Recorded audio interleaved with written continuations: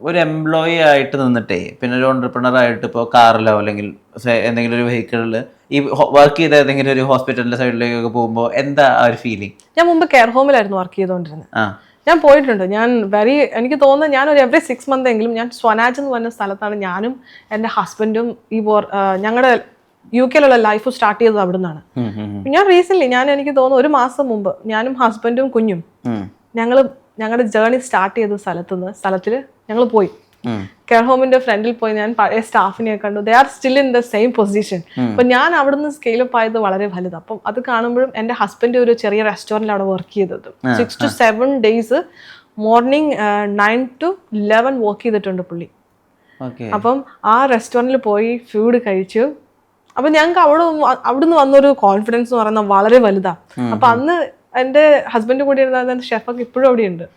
അവരൊക്കെ ഇപ്പോഴും ഒരു മാറ്റം ഇല്ലാണ്ട് അവിടെ വർക്ക് ചെയ്യുന്നു. But we have scaled up lots. ആ ഒരു 2 വർഷം കൊണ്ട് ഞങ്ങൾക്ക് വന്ന മാറ്റങ്ങൾ വളരെ, ഞങ്ങളുടെ അപ്പിയറൻസിലാണെങ്കിലും സ്വഭാവത്തിലാണെങ്കിലും ലൈഫ് സ്റ്റൈലിലാണെങ്കിലും ഒരുപാട് മാറ്റങ്ങൾ ഞങ്ങൾക്ക് വരുത്താൻ സാധിച്ചു. അത് ഞങ്ങളെ സംബന്ധിച്ചോളം വളരെ വലിയ ഫാക്ടർ തന്നെയാണ്.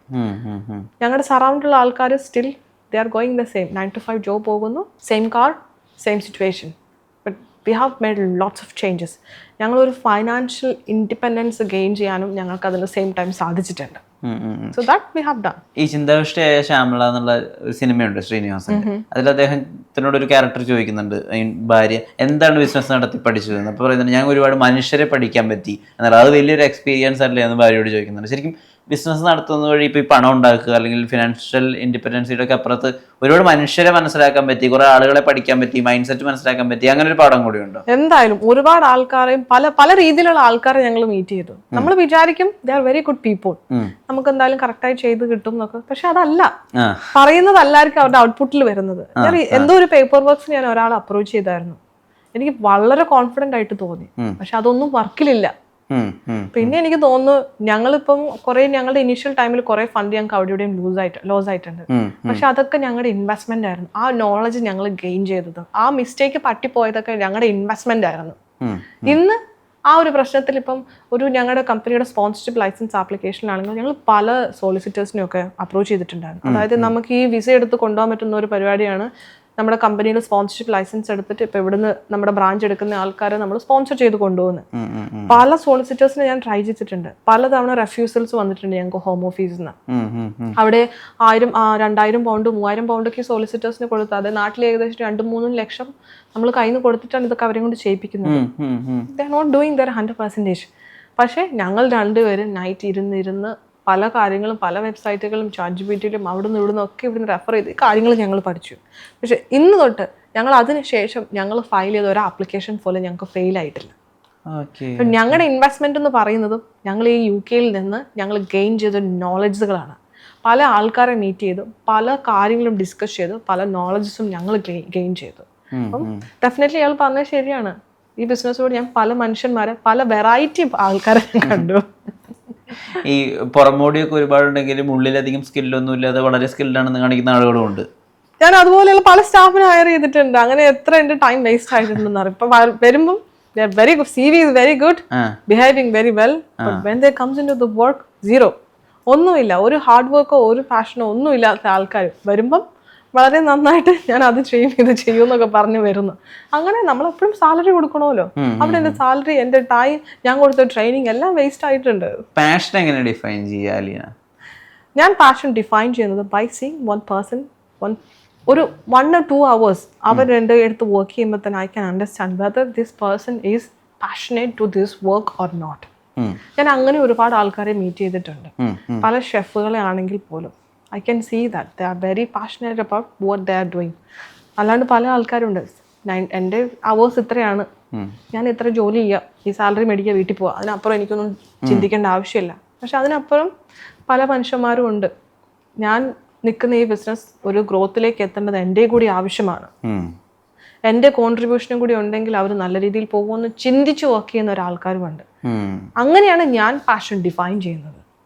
ടൈം ലിമിറ്റുകൾ ഇല്ലാതെ നമ്മളെ മാക്സിമം പുഷ് ചെയ്യാൻ പറ്റുന്ന, ഈവൻ ദോ അവർ കൊണ്ടുവരുന്ന ഐഡിയ ചെറുതാണെങ്കിൽ പോലും that will create A huge impact in the business. അപ്പം അങ്ങനെയുള്ള ആൾക്കാരെ ഞാൻ പാഷനായിട്ട് ഡിഫൈൻ ചെയ്യുള്ളൂ. യു കെയിൽ ഒരുപാട് മലയാളി ഇൻഫ്ലുവൻസേഴ്സ് ഉണ്ടല്ലോ. അപ്പൊ അവർക്ക് യു കെയിൽ ഇപ്പോൾ ഉള്ള ഒരു ഇൻഫ്ലുവൻസ് ഉണ്ട്, അല്ലെങ്കിൽ അവിടുത്തെ മലയാളികളുടെ ഇടയിൽ അവിടുത്തെ ആളുകളുടെ ഇടയിലുള്ള ഇൻഫ്ലുവൻസ് എങ്ങനെയാ അതിനെ ബിസിനസ് ഡെവലപ്പ് ചെയ്യാൻ വേണ്ടി ഉപയോഗിക്കുക, അങ്ങനത്തെ ആലോചനകളൊക്കെ ഉണ്ടായിട്ടുണ്ടോ? ഉണ്ട്. ഞാൻ റീസെന്റ് ഇപ്പൊ 1-2 പേര് വന്നായിരുന്നു. അപ്പം അത് യു കെയിലാണെങ്കിൽ പോലും ദാറ്റ് ഈസ് ക്രിയേറ്റിംഗ് ഞങ്ങളുടെ ബിസിനസ് നല്ലൊരു വിസിബിലിറ്റി ക്രിയേറ്റ് ചെയ്യാൻ പറ്റുന്നുണ്ട്. വ്ളോഗേഴ്സ് ഒരുപാട് വ്ളോഗേഴ്സ് ഉണ്ട്, യൂട്യൂബേഴ്സ് ഒക്കെ ഒരുപാട് യു കെയിലുണ്ട്. But they are doing very good. അവരൊക്കെ അവരുടെ ഒരു പാർട്ട് ടൈം ജോബ് ഉണ്ടായിരുന്നു, അതിൻ്റെ കൂടിയാണ് അവരൊക്കെ ഇത് ചെയ്യുന്നത്. But they are doing very great. അത് ഇതുപോലുള്ള ഒരുപാട് ബിസിനസ്സുകൾക്കും എൻ്റെ മാത്രമല്ല മറ്റൊരുപാട് മലയാളികളും ഒക്കെ ചെയ്യുന്ന ബിസിനസ്സുകൾക്കൊക്കെ ആണെങ്കിലും നല്ല രീതിയിലൊരു വിസിബിലിറ്റി, നല്ല രീതിയിലുള്ള ഒരു സ്കെയിലപ്പും ക്രിയേറ്റ് ചെയ്യുന്നുണ്ട്. ഒരു ഗ്രാസ് റൂട്ട് ലെവലിലോട്ടിട്ട് ഇപ്പോൾ എത്തിയിട്ടുള്ള ഇൻഫ്രാസ്ട്രക്ചർ വരെ ഉണ്ടല്ലോ, അതിൻ്റെ ഒരു ജേർണി എടുത്ത് നോക്കുന്ന സമയത്ത് ഏറ്റവും ടഫായിട്ട് തോന്നിയിട്ടുണ്ടായിരുന്ന ഒരു ഏരിയ എന്തായിരുന്നു സിയയുടെ? ഞങ്ങൾക്ക് ഏറ്റവും ടഫ് കസ്റ്റമർ അപ്രോച്ചും. നമുക്കിപ്പം ഒരു റെസ്റ്റോറൻറ്റ് എന്ന് പറയുന്ന ഇനീഷ്യൽ നമുക്കൊരു റിവ്യൂ കിട്ടിയാലാണ് നമ്മൾ മേളിലേക്ക് വരുള്ളൂ. കാരണം ഇവിടുത്തെ പോലെ തന്നെ അവിടെയും ആൾക്കാർ ആദ്യം ചെക്ക് ചെയ്യുന്ന ഒരു റെസ്റ്റോറൻറ്റ് റിവ്യൂസാണ്. അപ്പോൾ ഒരു റെസ്റ്റോറൻറ്റിലേക്ക് വരുന്നതിന് മുമ്പ് റിവ്യൂസ് കംപ്ലീറ്റ്ലി എടുത്തു, ഗൂഗിൾ റിവ്യൂസ് ഒക്കെ complete Google review, Facebook review ഒക്കെ എടുത്ത് നോക്കും.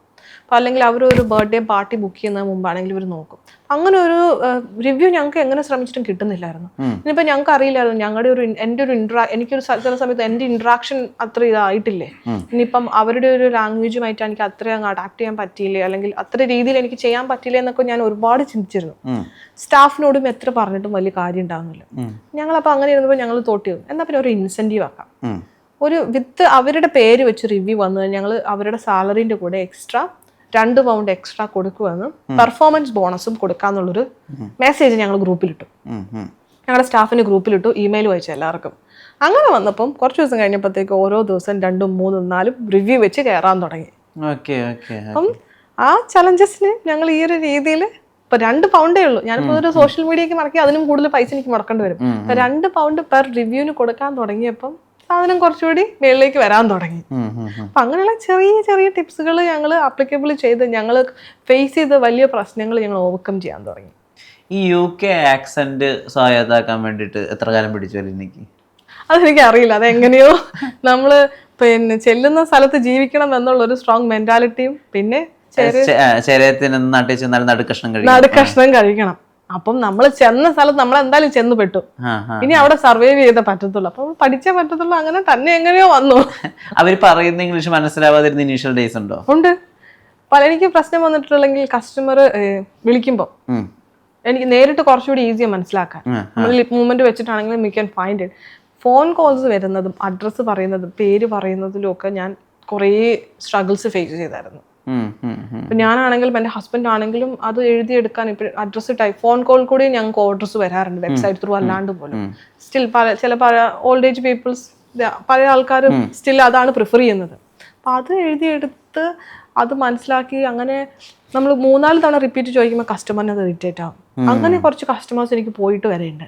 അപ്പം ഞാൻ എൻ്റെ ഫ്രണ്ട് ഓഫ് സ്റ്റാഫിനെ തന്നെ ഞങ്ങൾ എന്ത് ചെയ്തു, ഫോൺ എടുക്കാൻ ഏൽപ്പിച്ചു കഴിഞ്ഞപ്പം പിന്നെയും ഞങ്ങൾ കുറച്ചുകൂടി റെഡി ആയപ്പോഴത്തേക്കും ആ പ്രശ്നവും ഏകദേശം ഞങ്ങളുടെ സോൾവ് ആയി.